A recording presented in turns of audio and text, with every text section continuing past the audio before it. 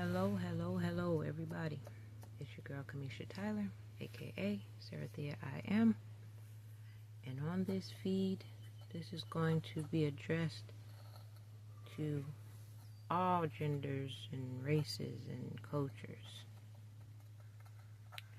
And the first question is going to go to the murderers, the so-called gangsters, those who feel that they are a G, those that feel like they're a warrior, those that feel like they are repaying an eye for an eye, right? So-called the justice bringers.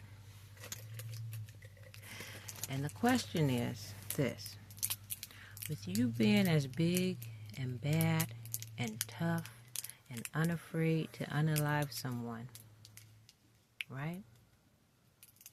There's a major part in the scripture that is being left out, and that question is, what have you done?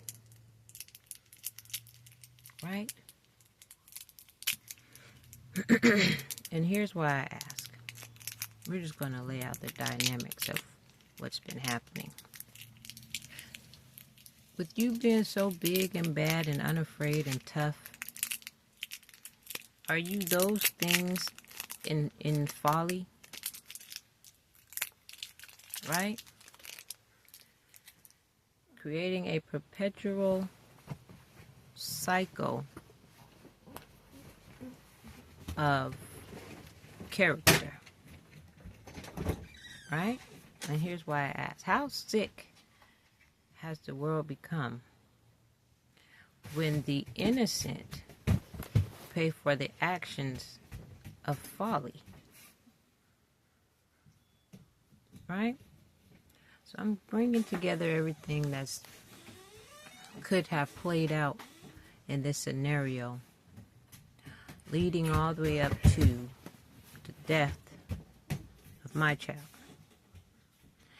and the blame upon me. So here it is. In my youth, I've had a stepmom, Angela, who operated in the behavior of a molester. You don't have to believe me, right? I've had the father of my oldest son, whom is deceased, operate in the behavior of pedophilia. I've had a grandmother on my dad's side,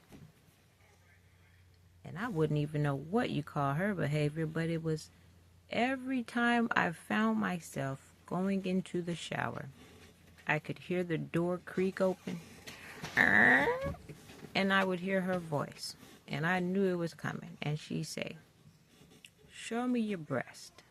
I'll show you mine." And my brain was like, ugh. I'm not showing you my breast because I don't want to see yours. So in this energy of trying to over-sexualize me in the direction of lesbianism, we're going to find out, those who call themselves bringing justice upon the earth, what you're really doing. So, let's say my dad knew about that, and he did, because I actually told my dad. I said, "Dad, every time I go into the bathroom and I'm naked and I'm in the shower, Grandma comes in here and comes in there and she says, 'Show me your breast. I want to see your breast. I'll show you mine.'" Now, to be under that kind of a pressure as a man, knowing that your daughter is being molested, the victim of pedophilia, and your own mother may be operating in some kind of sick behavior, that's a lot of pressure, right? So I think he justified his mother in telling me, well, sometimes women do that to make sure everything is developing correctly. Okay? That's what he told me. So he justified himself out of that scenario. But what he couldn't do was justify my stepmom and the father of my oldest son. Okay? Now these things perhaps upset him. In my opinion, I say when he shot my stepmom Angela, and himself, this is the story that they told me, it was perhaps because he had found out what she had been doing to me. Okay? And I don't want to be graphic, or maybe I should, because maybe one of their family members, her family members, is going to see it and feel some type of way. And I can't apologize for what she was doing to me. Right? I'm not even going to ask you to apologize, because you're probably just going to say it never happened or call me a liar. Okay? So, how she would touch on me in certain ways that I did not like and was telling her to stop, and she tried to laugh it off and act like it was just a joke. My dad didn't find it funny. Okay? And then there's the proof of me having been targeted at a young age by a male in a sexual way. We had a child, right? And so I speak on all the things that was said to me to try to normalize it, cover it up. You know, me being told by his family that I'm supposed to marry this man because this would cover him, right? The fact that he came on to me sexually at such a young age, and he had reached the so-called age of adulthood in the system, it was supposed to be done away with or brushed under the rug by me marrying him, or me being made to look as though I was a provocative young girl. Okay? So here's where it's we're trying to find out, are you these so-called operating or justice or an eye for an eye, is it done in folly? Right? So let's say my dad justified himself out of having to deal with my grandma whatever way, you know, his brain felt was necessary for what she was doing to his daughter. If justification for being molested was to take her life, Angela, my stepmom's life, and then call it an end, a means to an end by taking his life, then that leaves the question of, then why didn't he deal with the man? How come he didn't deal with the masculine aspect of this scenario of being violated sexually with my oldest son's dad? And perhaps he tried to, or he would have. And I just got to be honest about the situation, right? I know my oldest son's dad, he liked to hide. He was hiding out, basically. And what I have to say is that my own mom helped him to hide out.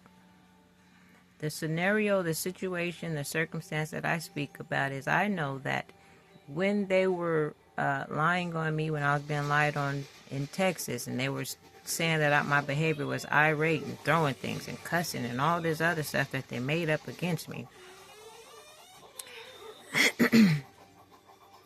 my oldest son's dad was there. And I specifically remember when he started up with the abuse and all these things again. This is why we didn't marry, right? Because it became violent. It was almost like he felt that the cover up wasn't going in the way that he planned it, in the direction that he needed it to be, to hide himself for his actions. And so he started becoming violent with me. Right? Now, I would say, because I didn't know that the circumstance was pedophilia, right? We would fight. That's how I would ask him. When I was asked, was I being abused? I would say, we fight. Right?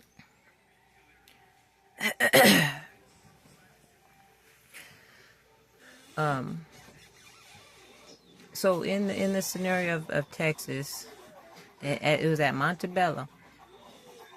A situation happened, and I already had enough of his behavior, right? So I decided I was going to get out of that location and take my children with me. I wasn't buying OJ. I said his name, didn't I? I wasn't buying my oldest son's dad a ticket to leave. I felt that he wanted to exert his manhood, his masculinity upon me in the ways of violence and brute strength, that he could figure out how to get himself from point A to point B, right? However, my mother, which has always been some kind of, this is how their relationship has always been a question in the back of my mind, because, and I wouldn't really even say a question in my mind, because something was said to me, I left it as that's what it was. I didn't let it destroy my life, right? He wanted to put in my mind that him and my mother were involved intimately, and so be it. I can't stop no one's behaviors. If that's the type of love that you have for your seed or your womb or someone, your own child, some work to be done. So in that scenario back in Texas, where I was going to leave, she said she wasn't going to just leave him there, stranded. And so she bought him a ticket. Now,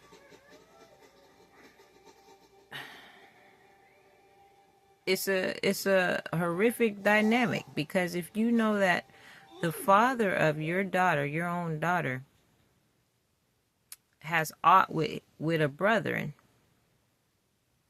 and it is for them to come to to correcting that aught or that energy, rebalancing that energy, then you interfering to save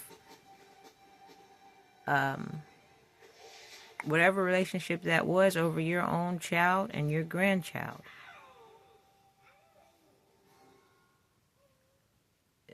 To me, it looks like the operating of mental leprosy. Okay? And so we have innocent people dead amongst folly. So my dad figured that he was fixing the scenario, or he was doing the best he could under the mental pressure of what he had to know or find out was being done to his own daughter, with the help of the woman he made his daughter with. So when I say innocent people are being made to pay for folly, I know that in my life, with the compilation of people who were involved in sexual violating, it was almost like they wanted to write it off and blaming me and saying, well, she was provocative. I was violated by someone outside of the race of black folk. Ain't of Afro-Negro American folk. Like, he felt like it was an open door for him to sexually violate me because of whatever reason he thought in his mind. These are the things I speak about. Now, in the scenario of, or the case of my son, okay, there is a belief that it's all up under wanting or looking for his father, right? See, a lot of these men are going out here, you're getting into things, you're wanting to exert your manhood, your masculinity, your strength in situations, and you find out it ain't a G-type scenario. It's not like you get to go out there, pop off, and then it's all done away with. It's more of you're going to need to be a warrior in the fact that whenever a battle rises, you need to be ready for it. And then the wisdom of it is, had you been an eye, right? If the saying is an eye for an eye, did you start with the eye? And expect for an eye not to follow. Okay? So there was a scenario of his brethren, and I would say this before, at how I would see my oldest son's dad have this. It's like he was forceful to pull people in to be a shield for him, all while his karmic consequence was coming after him. And he would do it to the point where he would get violent with anyone who wouldn't lay down their life for him. He had a brother, Princeton, God rest his soul. And there was a scenario where he had been out, living out in the streets. And when I found out about it, I bought him a ticket to have somewhere to go. And I'm told that his brother, my oldest son's dad, ended up using the ticket, trying to get away. And it's always some kind of, the answer is always, well, like he told his brother, if I don't go, someone's going to harm me, or I'm going to harm somebody else. What was told to my mom, perhaps if I end up going to jail, I'm going to end up, someone's going to kill me in jail, or I'm going to kill myself in jail. So everyone is supposed to play the shield for this masculine man who wanted to exert his strength violently. And now that he's been being met with the energy that he's placed out there, everyone's supposed to shield him. Right?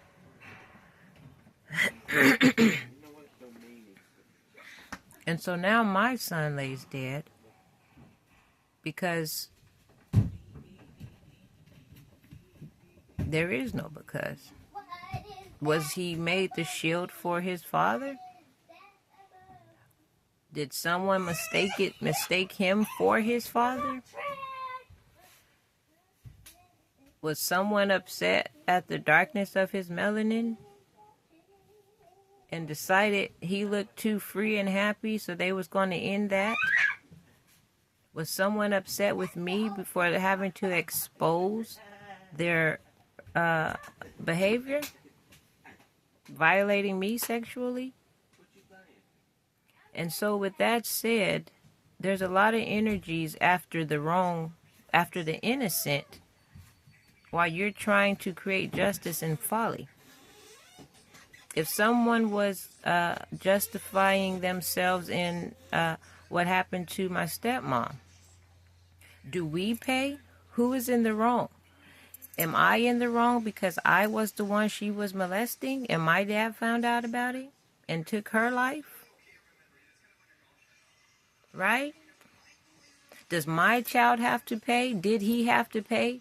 Because I'm the one exposed, whom exposed the molestation and the pedophilia? And then the other race, these Hispanics who felt like, well, they had an open door to go ahead and sexually violate me too, and no one was going to do anything about it within the black community. And so they said, well, she's an open door for me to stick my nasty hands all up in it and operate the way I want to. And if she tells on me, we'll just join it. They're already labeled kill, steal, and destroy.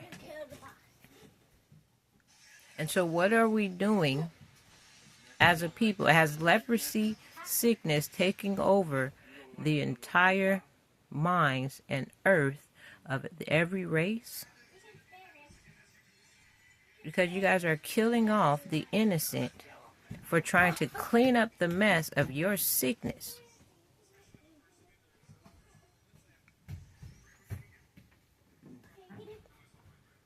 Then we wonder why no one believes in God. We wonder why we don't believe in things called karma. We don't believe in balancing of the energies, because everyone is operating emotionally without knowing what have you done. And this is what stopped. This is what made God say to Cain, anyone who kills Cain, vengeance will be taken on him sevenfold, because you were to know what you were doing. This is why these white folks feel like they can kill us off, hide through a botched investigation, and you never know who really did what, and now you're killing off the innocent, killing off the tare with the wheat.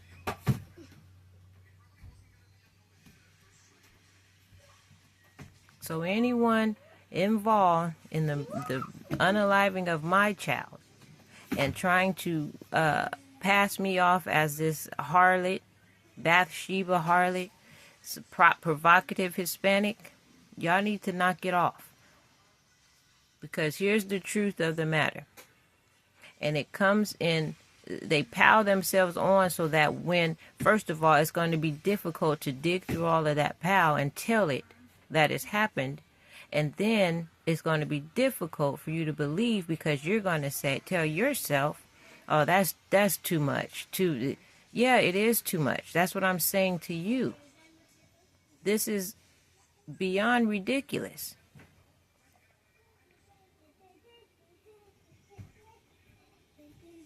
So because it is too much and because it is beyond ridiculous, you don't take the victim of it and tell them it's your fault.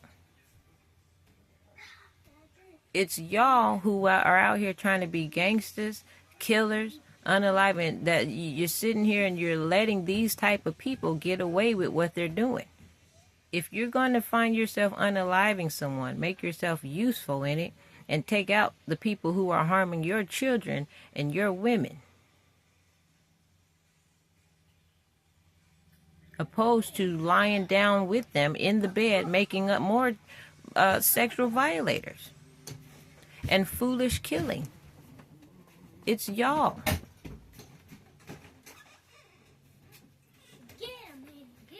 Have enough emotional control over yourselves to have an adult conversation, to find out, why was this person unalived? Right?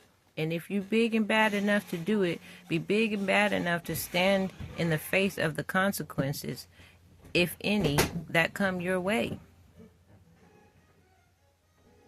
And y'all need to be adult enough to know, since killing is just all willy-nilly anyway, you need to be adult enough to find out if someone that you love or care for becomes unalive, that you'll be able to listen to the reasoning. Someone's going to say there is no reason for killing. Well, if that's the case, it would not be happening. And if you're going to do it out of your emotions, then at least be mature enough to get an explanation. And if you're going to kill out of your emotions, be mature enough to know what the hell it is you're doing. Because you may be the one in the wrong.